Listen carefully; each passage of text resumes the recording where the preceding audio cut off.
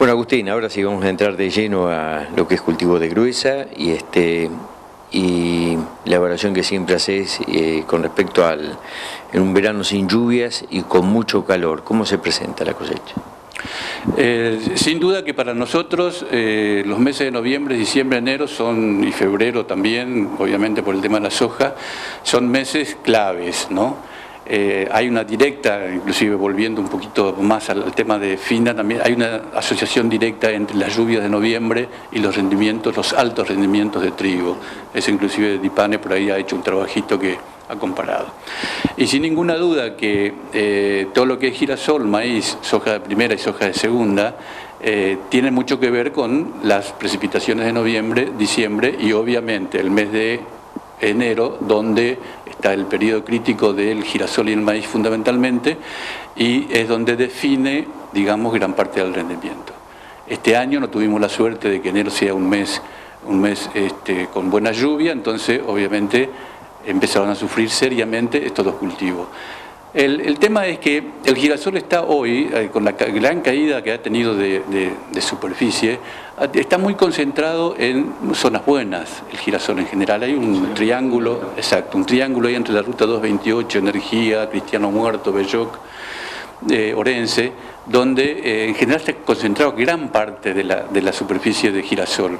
Si bien también hay girasol, obviamente, en lugares donde hay soja también, tosca cerca, pero en general la gran concentración está ahí en esa zona. Entonces, tienen en general suelos profundos y el girasol es el cultivo de gruesa más importante que hay en cuanto a exploración del perfil del suelo. Si no tiene agua a medio metro, lo va a buscar a 1,5 metros. Entonces, todo eso le permite sortear también cierta deficiencia. Y por eso, en la salida que se hizo en fines de enero y principios de febrero, mostraron que los girasoles en general estaban relativamente entre regular y bueno. En cambio maíz en general estaban entre regular y malo, digamos. Porque el maíz, como sabemos, tiene una alta susceptibilidad al estrés hídrico, sufre enseguida la falta de agua, y aquellos maíces sembrados más temprano, por ahí se ha notado que han tenido un efecto mucho mayor porque les agarró, digamos, la sequía en forma mucho más abarcativa. Por ahí maíces sembrados más tarde, que algunos llaman maíces de segunda, o maíces sembrados en diciembre, pueden estar tolerando un poco mejor y puede haber posibilidades de que se mantengan. Igualmente, en las zonas buenas, que también el maíz en general está concentrado, zonas de suelos profundos, hay algunos lotes que, bueno, puede haber. En general, las pérdidas que estamos viendo están ahí entre un 20% a un 80% en el caso de maíz, y entre un 10-15% a un 50% en el caso de girasol. En el caso de la soja también entre un 10 y un 50%. Por eso, el tema de las pérdidas hay que evaluarlo en cada uno de los lotes, porque es muy variable también. Es muy variable y depende de muchísimas cosas. Yo hoy te hablé de cantidad de distribución de lluvia, potencial del ambiente, fertilidad. Entonces, hay muchas diferencias entre los lotes. Entonces, hay girasoles que están bastante buenos, hay girasoles que no están bien, que están malos, hay maíces que están regular, hay maíces que están relativamente zafando, pero hay maíces que están, te diría, muy mal. Entonces, cada caso en particular hay que ir definiéndolo. Por eso te decía que a veces los promedios son bastante complicados. En cuanto a la soja, en general está demostrado que la soja, problema de estrés en floración temprana en general no lo afecta mayormente, sino que a partir de R3, como llamamos, a R4, que es en general coincidente con el mes de febrero, es donde hay la principal definición de los rendimientos. Vamos a llegar a una estructura de cultivo un poco más petizo que normalmente que otros años. Vos te acordás que hubo años que enero llovió muy bien y llegó el cultivo con una altura impresionante, febrero faltó agua y el impacto sobre el rendimiento fue mucho mayor que en este caso, que viene con una estructura de cultivo mucho más conservador, digamos, y tiene la capacidad de formar gran cantidad de chauchas. En general se nota que si bien los cultivos son de baja altura, las evaluaciones que se hicieron a campo muestran de que tienen mucho más nudos que que lo normal, digamos. O sea, entre 6 y 8 nudos, ahora se han visto que la mayoría de los lotes tienen entre 10 y 12 nudos. Entonces está demostrando de que en estructura reproductiva se va a compensar bastante el número de chauchas y digamos, en cantidad de chauchas de granos por chaucha y peso del mismo. El tema es cómo sigue febrero. Hasta ahora tenemos la lluvia que hubo estos días, que más o menos... Se mantiene húmedo dentro de todo. Sí, fue, te diría que un registro más o menos interesante, pero también estamos ante un año de muchísima demanda. Vos fíjate, con toda esta temperatura que hay y los vientos, estamos teniendo demanda entre, yo te diría, 6 y 8 milímetros por día. O sea que imagínate, un 25 milímetros dura 2 o 3 días, como máximo.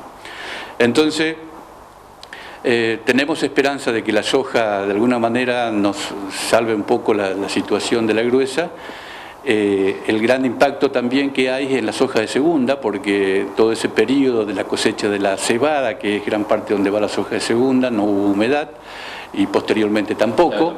Entonces lo que han sembrado o germinó y quedó ahí y se secó o emergió, o alguno tuvo la suerte de recibir unos 15-20 milímetros de agua y le permitió que más o menos se desarrolle. Pero estamos pensando que en la soja de segunda va a haber una caída de superficie muy importante. Vos calculá que nosotros tenemos en todo el ámbito, en los 4 partidos del área, andamos en las 770.000 hectáreas aproximadamente de soja, de las cuales 270.000 son soja de segunda, o sea, casi un 40%. Este año no sé cuánto vamos a llegar, ahí estamos pensando que puede haber, nosotros salimos a hacer las transectas ahora para estimar un poco el uso del suelo, pero vamos a andar ahí en 30, 40, 50.000 hectáreas, no creo que más de eso, ¿no? O sea que en la soja de segunda va a haber, y después de lo que hay, el tema es cuánto llegan al rendimiento. Tiene que haber una situación muy buena en febrero y en marzo también, tanto de temperatura como de humedad, para que puedan desarrollarse bien y llegar a tener un rendimiento más o menos aceptable.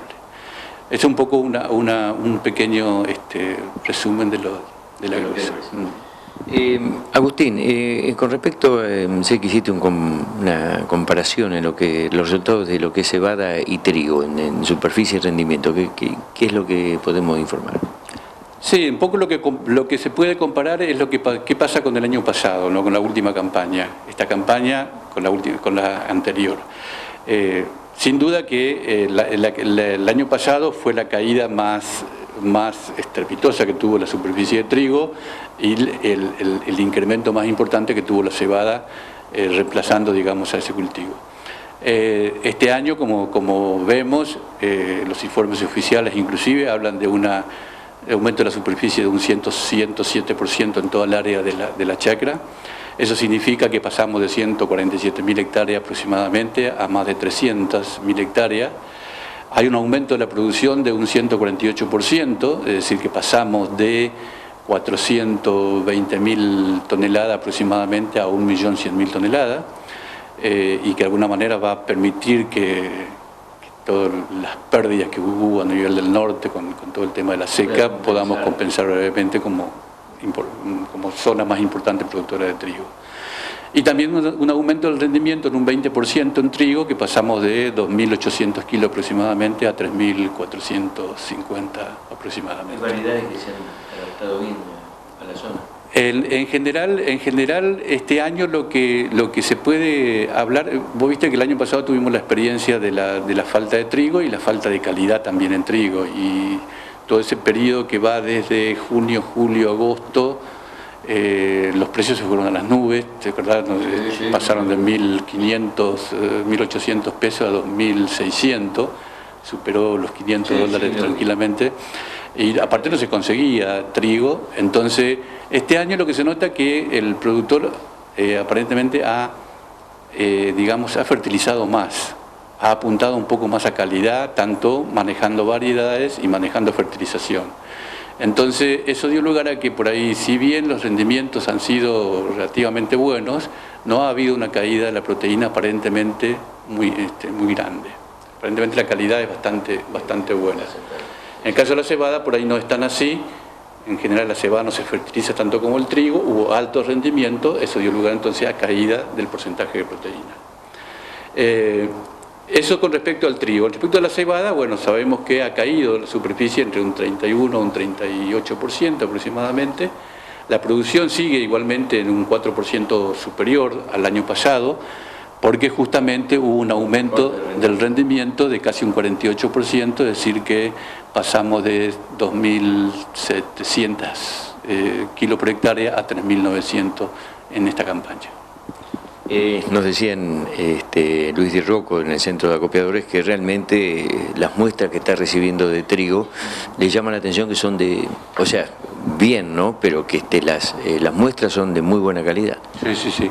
Vos fíjate que justamente los comentarios que a veces hago cuando digo a dónde vamos, estamos cada vez, yo hablo con los laboratorios que hacen análisis de suelo, y cada vez vamos teniendo menos disponibilidad de nitrógeno disponible, digamos, para el momento de la siembra de trigo.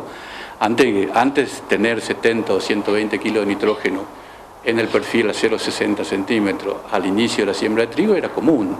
¿Por qué? Porque había un buen porcentaje de materia orgánica y no había tanta intensificación de cultivos.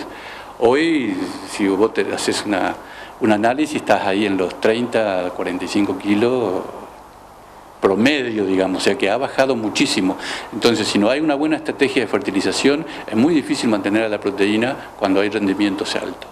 Y yo creo que este año ha habido un manejo y una cierta estrategia de aplicación de fertilizantes que, cuando hablábamos al comienzo de la campaña, hablábamos que los fertilizantes estaban en un precio bastante accesible, claro, allá por... claro, en el momento que se acaba la campaña. Entonces por ahí el que es previsor pudo haber comprado con un buen precio, entonces eso permitió también que haya una buena aplicación de fertilizantes. Y recién usaste una frase que ahora te la voy a volver a usar. Con la agricultura, ¿hacia dónde vamos? Siempre la Chacra ha hecho muchos estudios, ustedes se basan mucho también en las rotaciones, el tipo de productor que tenemos aquí en la zona y en donde está la Chacra. ¿Cómo diríamos que estamos y hacia dónde vamos? Yo creo que nosotros lo que tenemos que tener, tanto los profesionales como los productores, es un permanente debate y discusión de cómo estamos y a dónde vamos, y si estamos realmente haciendo las cosas como corresponde, y si los profesionales estamos cumpliendo el rol que realmente debemos cumplir, y analizando que el productor te escuche, ¿no? Y el productor sin duda, que el productor escuche y nos pueda ayudar, que nos pueda ayudar, ¿no? a hacer las cosas. Estamos transitando desde hace varios años una caída muy importante de la superficie de trigo, tuvimos un incremento importante de la superficie de cebada, una caída hasta ahora también difícil de explicar, que el tema del girasol, y un incremento, yo te diría, súper alto de soja en la rotación. Cuando nosotros nos ponemos en las transectas que hacemos, nos ponemos a analizar cómo vienen los antecesores de los distintos cultivos, ahí nos estamos dando cuenta que en general la soja está teniendo, todos los lotes que evaluamos, el 41% de los lotes vienen soja sobre soja. Entonces eso es uno de los principales motivos de este tema de la rama negra y de otras especies de maleza que se están descubriendo ahora, que también están teniendo cierta resistencia o tolerancia a herbicida. Entonces, acá juega obviamente una serie de cuestiones políticas, económicas, de comercialización. Bueno, el tema es ¿cómo hacemos nosotros? O sea, si yo tengo un campo, yo soy el dueño del campo y soy el propietario, entonces lo que tengo que hacer es cuidarlo.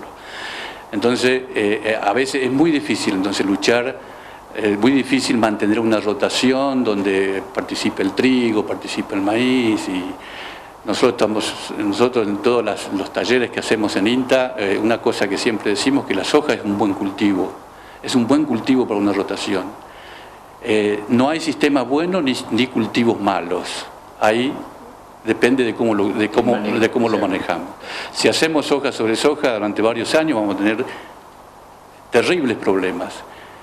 Aumento de costos, de insumos, vamos a tener mayor presión de enfermedades, plagas, insectos, malezas, van a empezar a aparecer dinámicas diferentes de malezas, de insectos, de enfermedades. Vamos a estar trabajando en general con todas enfermedades que se llaman, los patólogos lo llaman necrotróficas, o sea que son enfermedades que viven de todo lo que es el rastrojo, o sea, el cultivo muerto, digamos. O sea que tampoco poniendo un trigo al año que viene solucionamos el problema, sino que tenemos que mantener una rotación adecuada como para que permitir de que de alguna manera no tengamos ese problema de las enfermedades. Entonces estamos haciendo cada vez más aplicaciones contra enfermedades. ¿Por qué? Porque aparecen más enfermedades. Estamos haciendo cada vez más aplicaciones por el tema de insectos. Aparecen insectos en épocas que antes no aparecían. Bueno, y todas estas cuestiones obviamente inciden en todo lo que es costos de producción. Entonces, cuando vos analizás todos los cultivos más importantes de acá de la zona, bueno, la soja está ahí entre los 270, 320 dólares por hectárea el costo de producción. En cambio, un maíz estás en 520, 570 dólares y un trigo estás en 400, 470 dólares. Entonces, ante una falta de liquidez de un productor, el productor siempre va a tender a hacer soja. O sea, esa cuestión es muy difícil de manejar. Entonces, el tema es decir, bueno, hagamos una planificación adecuada, busquemos la manera de ir mejorando la rotación, porque la rotación es uno de los principales problemas que tenemos con las malezas tolerantes y resistentes. No lo vamos a solucionar de ninguna otra manera, creo yo, por lo menos, hablando así muy rápidamente, sin muchos elementos. Va a ser muy difícil solucionarlo con herbicidas exclusivamente.